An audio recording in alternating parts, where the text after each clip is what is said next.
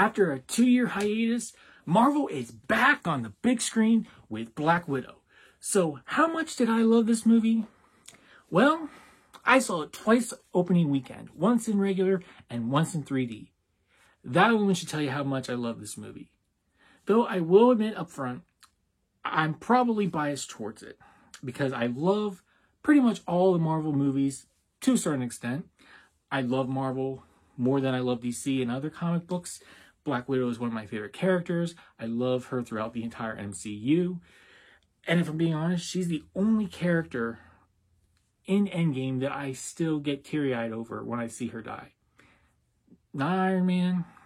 I don't get teary-eyed when Cap leaves. I do get teary-eyed, I admit, when Yondu dies in Volume 2 of Guardians. But Black Widow is the one that always still means the most to me. Even more than Gamora as well.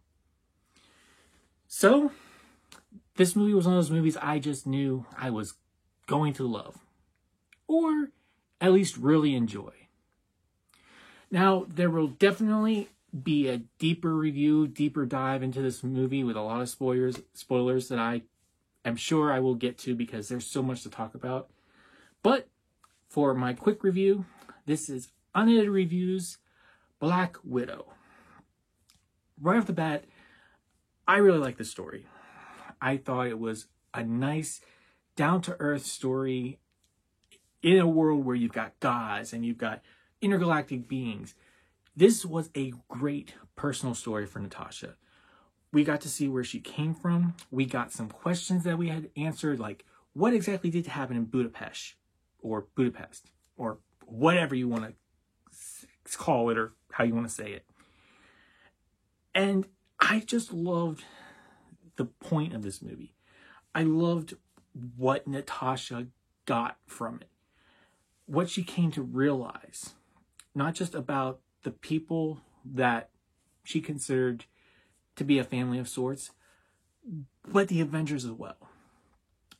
I've always felt that my best friends are family to me. And I think that's what Natasha realizes here with the Avengers. That they're her family. It's something we knew. But we get to see her realize that as well. And Scarlett Johansson, do I really need to say anything? She plays this character fantastic. She was the perfect choice for it. 10 years ago when she premiered in Iron Man 2, she knows this character. She's perfect for it. I can't see somebody else doing this role. And she brings the feels to Natasha. She brings the conflict that Natasha goes through. She brings the uncertainty. She has humor. And her action scenes are fantastic.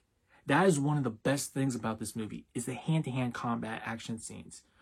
Or just the fight scenes in general are so well done. I loved watching them. They're not these big, over-the-top type action scenes, but they don't need to be. And that's why I loved the action in this movie. And Scarlett Johansson, like I said, was made and born to play this role. I can't see anybody else doing it. But with that, we do move over to Yelena. And Florence Pugh, who plays her, she's really good. I'm going to say that about all the actors. For the most part, they are all really good in the roles and in this movie. And I'm looking forward to seeing her in future films. I can see the connection that her character has with Natasha. I can see that bond that they have, that sisterly bond that one of them won't want to admit. I can see their relationship, the fact that they actually do care about each other. They argue like siblings, and they do fight like siblings, but maybe harder than siblings do. At least, I would think so. I mean, I don't have siblings, so I don't know. But she is a character that I can definitely see taking up that Black Widow mantle. Even though, yes, Natasha is the Black Widow, if we have to have a Black Widow in the MCU, I can see her taking that mantle, and I'll be okay with it. I'll be happy. She earned that spot in this movie to me. She held her own with Scarlett Johansson, and she showed that she's just as capable an actress, just as capable an action star for the MCU that Scarlett Johansson is or was if she never returns. Then, of course, you got David Harbour as Red Guardian, and he's just hilarious. I mean, some of the lines he has, they feel like you feel like you should be offended by them at times. And anybody who's seen this movie knows the lines I'm specifically thinking about. But you can't help but laugh just because of the way they're delivered, how the characters react to them. And you see his character grow, or you see him realize things as admittedly all the characters do. They all realize certain things about themselves, about this group of people they were pretending to be a family with. And I usually don't say this about characters because give me movies. I love MCU. Give me as many movies as you want. But the Red Guardian, I definitely want to see him again in the Marvel Universe. But I don't know enough about him, and I don't know if he could carry his own movie. I'm not sure about that. He just seems to be a better character for a Disney Plus show. Which, if they announced that tomorrow, I would be all for that, and I would get behind that. Now, somebody that people seem to not be mentioning is Rachel Weisz.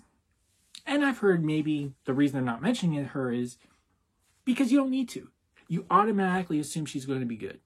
She is one of those great actresses. But I've got to.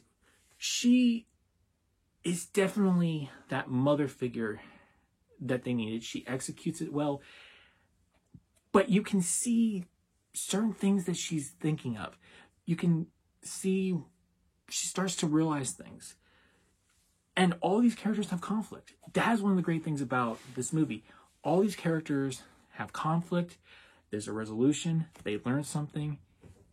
Yes, even though we know for sure where Natasha ends up, I think there's still an arc for her because she grows as a person.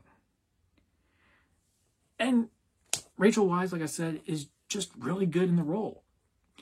The one thing I do want to bring up also is their Russian accents. Now, I think they're pretty good. I don't know how good they are. I don't know anybody who actually speaks Russian or has that accent to know how good it is. But I thought they did it really well when they needed to, because it sounded Russian to me. I knew they were supposed to be Russian. Now, for the downsides of this film, it's what everyone has been saying. It's Taskmaster. And for the most part, I like him. I like the look of him. I like how he goes about, sees people fight, and can do the exact same thing. How he copies them, like in comics. Certain things that happen with his character, I'm okay with. My biggest problem with him is they just underused him. He just felt like he didn't really need to be there. And I know I'm not a huge fan of the character. I could really care less. But I know they didn't do him as well as they could have. I know there's so much more to this character based on stuff I've read, things I've seen. He could have been a solo villain if he had been done properly. And as far as the other Black Widows and the Red Room and the bad guy in charge of that, which I can't remember his name right now. Sure, maybe it was weak a little bit, but I had no problem with it. Because there's something I've come to realize with these past couple of films and even the Disney Plus shows. A lot of people want these big explosions. They want this big bang for their buck. Agreed. I'm one of them. I love Endgame. The spectacle, seeing everyone together, all of it is fantastic. But when you have these more smaller films, these films that are focused on an individual character, more, like I said, smaller. They're not grand scale. you don't need big epic scenes. You don't need big epic battles to make the movie work.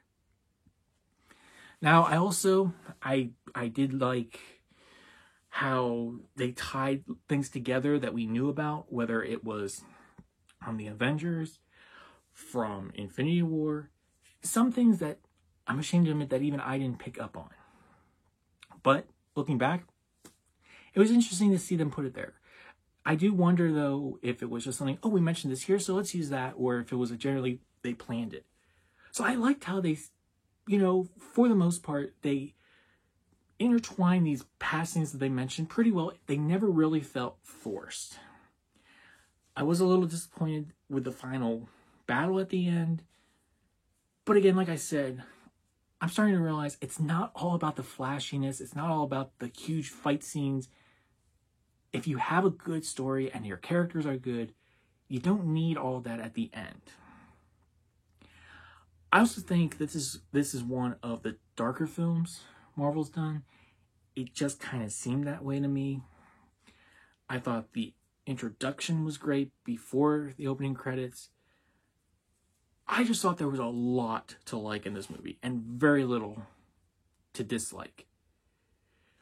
Now, I will go into more spoilers when I do another review for this, because I've mentioned a lot in this review, and I'll probably mention things there again. But there's more details that I really want to get into, but I don't want to spoil anything about this movie for somebody who hasn't seen it yet. Because go see this movie. It's a great spy thriller, entertaining film that just happens to be in the MCU. It just happens to be a comic book movie. And it really does feel like one of these movies, like most of the MCU films, you don't necessarily have to have seen every appearance of Black Widow. You can jump in here and you basically know what you need to know. But if you're a longtime fan like me, if you've seen everything they put out, there's plenty of things in there just for you to enjoy, and things that you will get that other people will not. So, what do I give this movie as far as the ranking goes? I think it's pretty obvious. This movie gets the ranking of hero, because that's what Black Widow is. And that's what this movie is. It would have been a mentor, except for those few little details that, drag it down a little bit. But maybe after my third, fourth, fifth viewing, that stuff might not even matter. The one big element I forgot that I do want to mention is there's one or two plot details that as soon as I mention something, I'm like, oh, this is what's going to happen. And that's what happened. I usually don't do that with movies. I usually just try to watch them and I don't really even guess what's going to happen. And that's definitely a downside to this film. I couldn't help but be like, oh, they mentioned this? Oh, geez, I wonder what that's going to lead to. And I was right. So that was another downside to this film.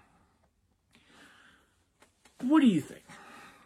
What are your thoughts on Black Widow as a character overall, whether it's in the movies or in the comics?